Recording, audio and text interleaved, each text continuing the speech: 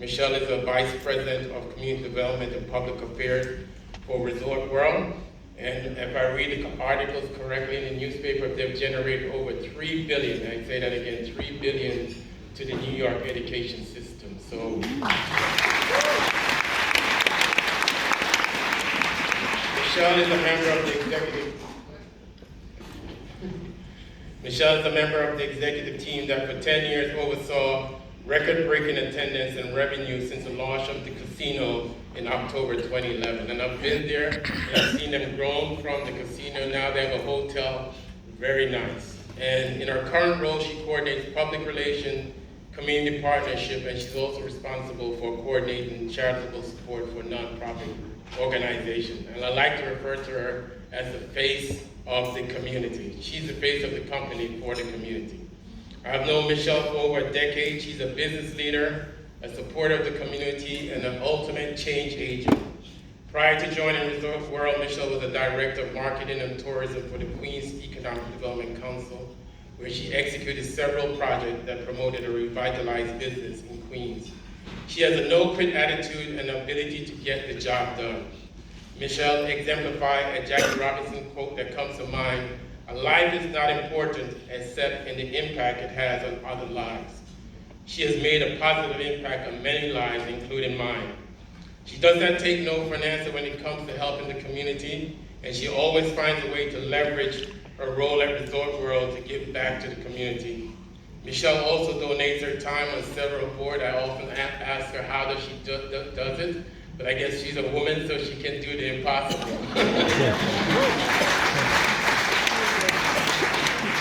Some of those boards are the Boys and Girls Club of Metro Queens, Greater Jamaica Development Corporation, Queens Chambers of Commerce, the Queens Botanical Garden, Jamaica YMCA, York College, and of course, our favorite board, JPAC.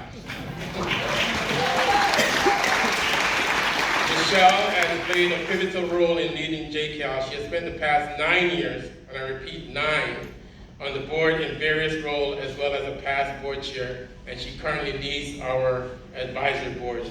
Michelle, words cannot express my excitement and my gratitude in presenting you this award and this honor.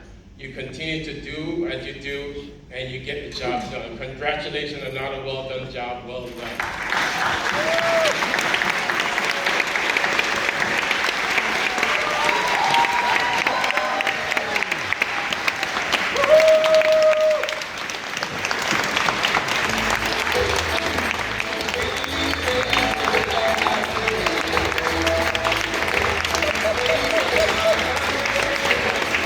Yay!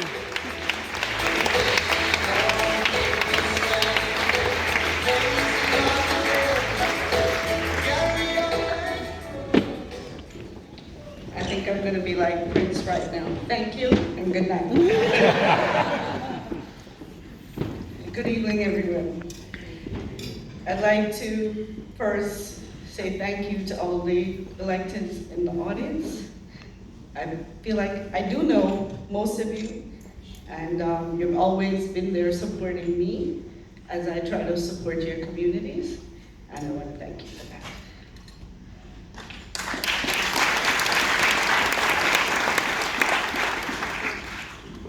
It's really great to be with all of you today. I'd like to say congratulations to the Jamaica Center for Arts and Learning on their golden anniversary. 5 decades in South Queens is definitely something to celebrate. And on behalf of Resorts World, which turned 10 recently, cheers to the next 50 years. Secondly,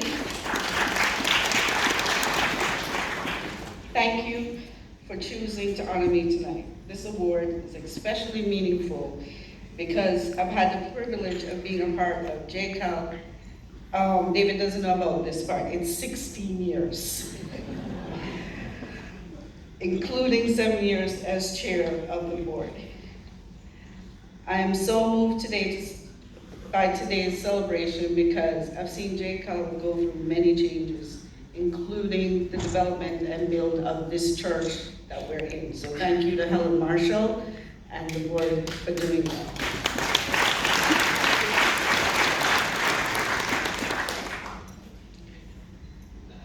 Given the challenges of the last 2 years in particular, JCAL's work is more important than ever. JCAL has long been an innovator in its field. There are programs and best practices today that are held up as a standard, but we often don't know the work and the risks it took to get there. For example, JCAL pioneered one of the first arts and education programs between public schools and community-based groups in the US. It also led groundbreaking work on the use of art to reach at-risk youth through partnerships with groups like Family Matters, Teen Reach, and Stop the Violence.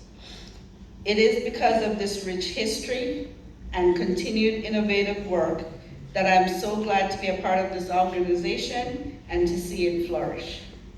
I'm grateful to Resorts World for recognizing the significance of arts and culture within our own work at the property, but also in our community engagement work, which continues to be top priority. We recently reopened our Red Wall Art Gallery with a special exhibit featuring the collage artwork of Louis Armstrong in partnership with the Louis Armstrong Museum. However, my favorite exhibit collaboration is still the partnership with JCAL to display the work of Mr. Emmett Wigglesworth, the muralist, painter, sculptor, and fabric designer who is one of our most notable artists in residence. Queens has such a rich cultural history, led by organizations like JCAL, which is why we're so proud to collaborate and support their work. On a personal note, it's been a dream come true to lead an arts organization. While I'm not an artist myself, my mother is, and so this has been a gift for me to be able to do this work in her honor. I hope I made her proud.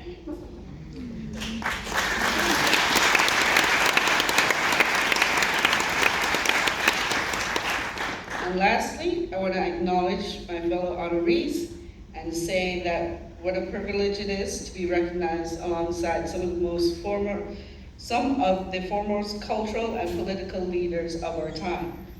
I have known of Danny's brilliance and incredible influences my days in Brooklyn. And I'm so excited about the historic leadership of New York City Council Speaker, Adrian Adams.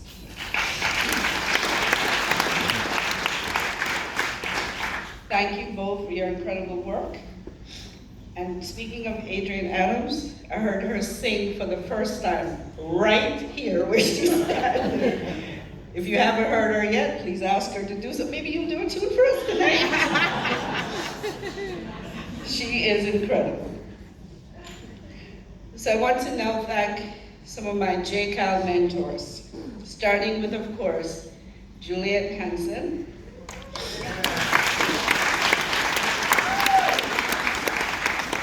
Philippa Conrad, Jackie Arrington Picard, Bill Janikos, and thank you to the Executive Director, Leonard Jacobs, and the Artistic Director, Courtney French, for all the work that they have done supporting us to get JCAL to where it is today.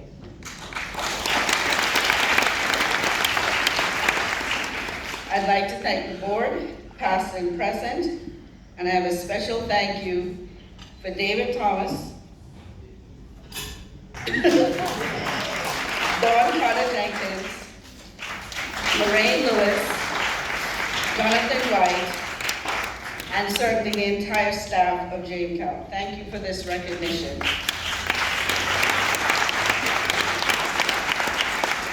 I must also thank others who have helped me be where I am today. Paula Edme Brown and Tanya Canslow,